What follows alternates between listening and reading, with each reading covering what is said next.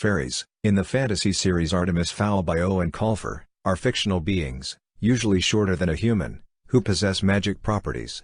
The average height of a fairy is exactly 1 meter, 1 centimeter. All the fairies have retreated below the earth to escape the destructiveness of the human race. Their underground civilization is centered on the capital city of Haven. Fairies are vernacularly known as the people, and live a life according to the Book of the People. There are 8 recognized families of fairies: elves, dwarves, pixies, gnomes, gremlins, goblins, sprites, and demons. However, the centaurs have been mentioned several times, as with trolls, and the centaurs' cousins, the unicorns, were killed off, yet they are not recognized. Races of fairies and the 8 families. The 8 families. In Artemis Fowl and the Lost Colony, it is said that 10,000 years ago, there were 8 families, or species, of fairies. It is possible that centaurs and trolls used to live not underground but above ground, and were recruited by the fairies for the war against the Mud People, the term used by fairies to address humans. This would explain the links between many animals these two species have, and would explain why they don't have magic.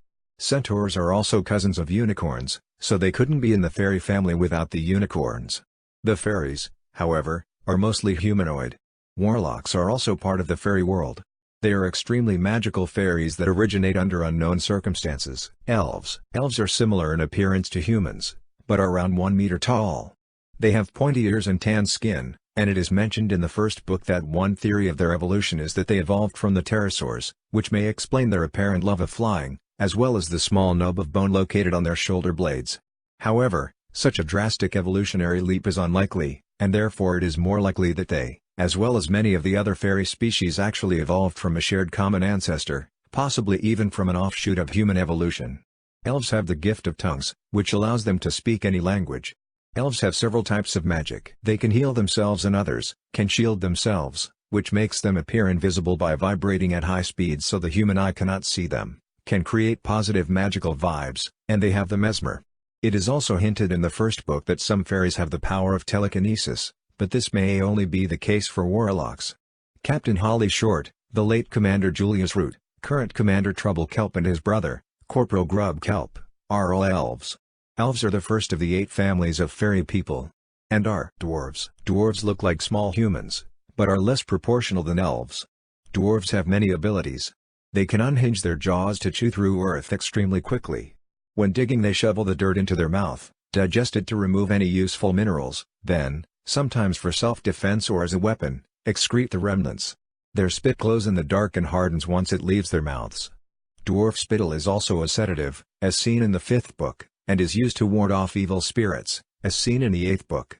Their hair can be used as keys because rigor mortis sets in once they pluck it off.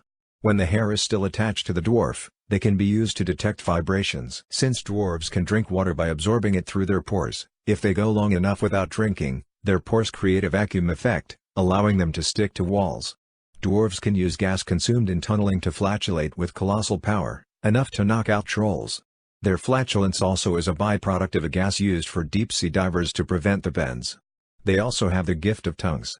Dwarves are extremely sensitive to sunlight, and can burn after 3 minutes in the sun. They also hate fire and ice.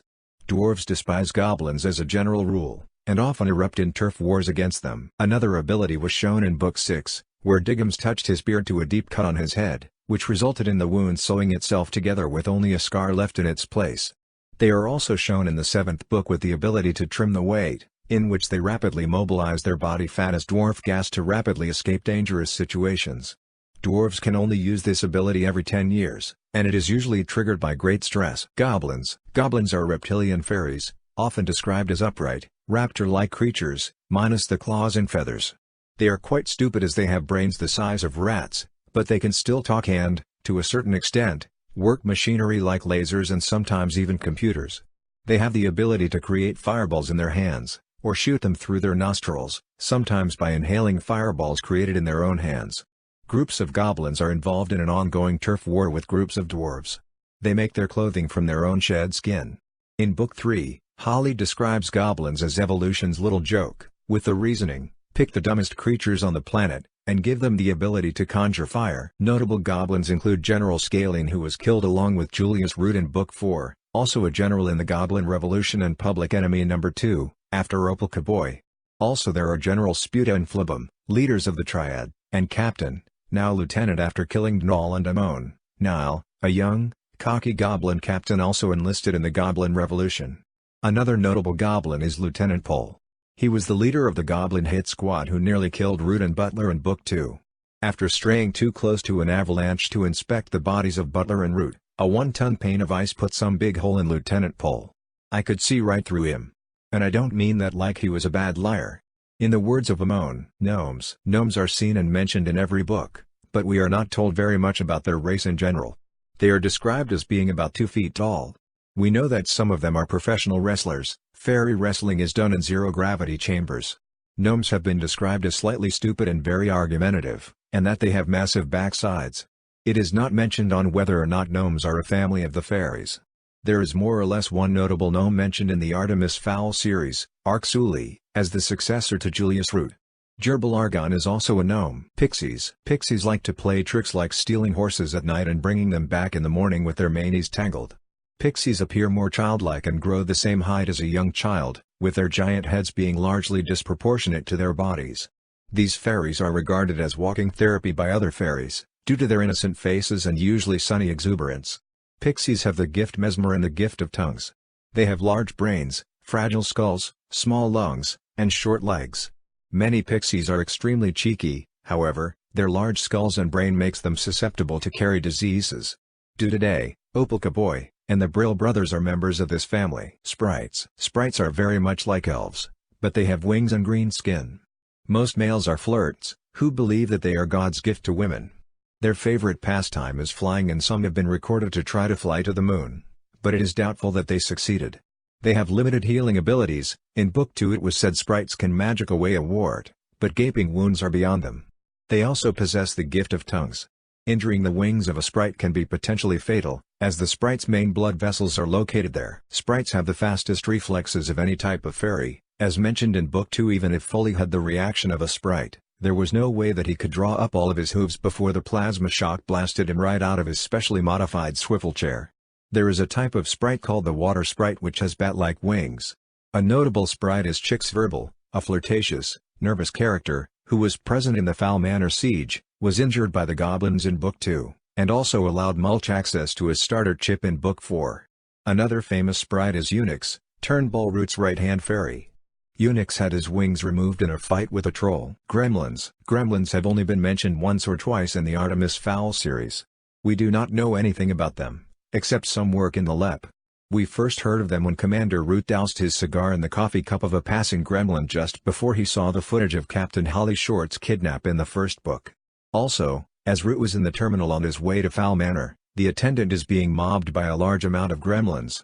It's also possible that in the graphic novel a gremlin is seen attaching an arm patch to Root as they prepare to head to Foul Manor. They have also been mentioned when Commander Root slapped at a paramedic gremlin who was applying burn salve to his forehead after being burned on a whaling ship in Book 1 page 123. Gremlin could also be another name for goblin as gremlins only appear in the first book. It is also likely that they are related to goblins, but more intelligent. Demons, seen in the 5th, 6th, 7th and 8th books in the series, The Lost Colony, The Time Paradox, The Atlantis Complex and The Last Guardian respectively. They are born as small, elf-like creatures, imps, with gray skin, stubby tails, while some of the warlocks have reddish runes on their heads and bodies. In the species, warlocks never transform into demons and remain in their imp form their entire lives, though they make up for this by having the most powerful magic of all fairy warlocks.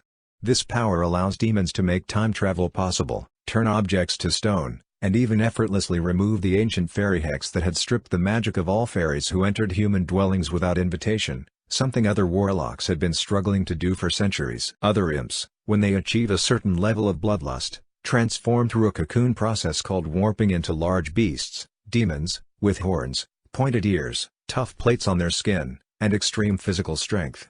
The warping is the end of any magic a demon may or may not have possessed. As of the great battle between the humans and fairies, they have resided on a moon rock island floating in a space in which time doesn't exist. Since the time spell was cast, the pack leader was Leon Abbott, who controlled the pack's council through magic he acquired in the time tunnel between Earth and their island of Hybris. Demons are the 8th of the fairy families. Notable demons are Leon Abbott, who sabotaged the warlock's time spell, absorbing Quefer in the process, Bloodwyn, whose energy was sufficient to taint the time spell, and Gristle. Notable warlocks are Endegrees 1, pronounced number 1, Quan and Quefer hybrids. In a section of Artemis Fowl, when Commander Root and the Leprechaunessence were in a shuttle port, a fairy hybrid of an elf and goblin was being mobbed by tourists. Fairies have also been known to adapt to certain environments. For example, a sprite may adapt to living underwater and become a water sprite. It is also lesser known that Artemis is a human/fairy hybrid as stated in the profile part of the Lost Colony. This means that Artemis is actually related to Captain Holly Short of Sector 8. Non-magical creatures in the lower elements. Sweartoads. A couple of college graduate warlocks gave common bloated tunnel toads the power to speak, of course only the power to speak profanities. Now, sweartoads run around Haven and swear at its citizens. Trolls. Trolls are the least intelligent of the non-magical creatures. Most of their decisions are based on their instincts. They are quick for their size and have large serrated tusks which produce a narcotic venom which renders the prey mindlessly and defenselessly happy. If they can, their preferred kill tactic is to slip their claws under the ribcage and pop the heart out before the muscles have time to tense up, rendering the meat mostly unharmed and tender. They have an extreme aversion to light, noise, and water. The largest pack of trolls were seen in the 11 Wonders of the World exhibit in a rundown part of Haven. Very few people have ever managed to single-handedly down a troll. Holly Short once did it with her helmet's 800-watt high beams, the shock of the light rendering the troll unconscious. Domovoy Butler became the only human ever to do so with a combination of medieval weaponry and modern combat techniques. Centaurs. Half-horse and half-human creatures with hair covering their bodies. Centaurs don't possess any magic, but are the second largest and possibly the smartest of all fairies. Centaurs have the gift of tongues and they can hit hard with their hind legs. They are not very social, as fully mentioned, and are regarded as vain and paranoid computer geeks. They are not very aggressive physically, although some exceptions use the martial art nine sticks. Centaurs are known to be the cousins of the now extinct unicorns, which were killed by humans. The most famed centaur in the series is Foley, and other centaurs include Cableine, Foley's wife. Kraken. A large, barnacle-like aquatic creature, up to 3 miles long, appearing in Artemis Fowl, The Time Paradox, of which only 7 specimens remain. They are often mistaken for islands, like the kraken of myth, however they lack tentacles and are docile. Kraken shed their shell usually only once in their lifetime, but when they do, under the shell is a huge amount of methane which is set ablaze, creating an explosion, and propelling the shell off. Although it is thought that kraken shed their shells only once during their lives, one, known as Shelley by the Kraken Watch and the oldest of the 7 specimens still alive, blasts its shell off a second time while Holly is checking a redlining sensor on it. The fairy people initially believe only 6 remain alive, although Artemis personally discovers a 7th that avoided Foley's detection, which was attracted to the coast of Ireland by the magical residue of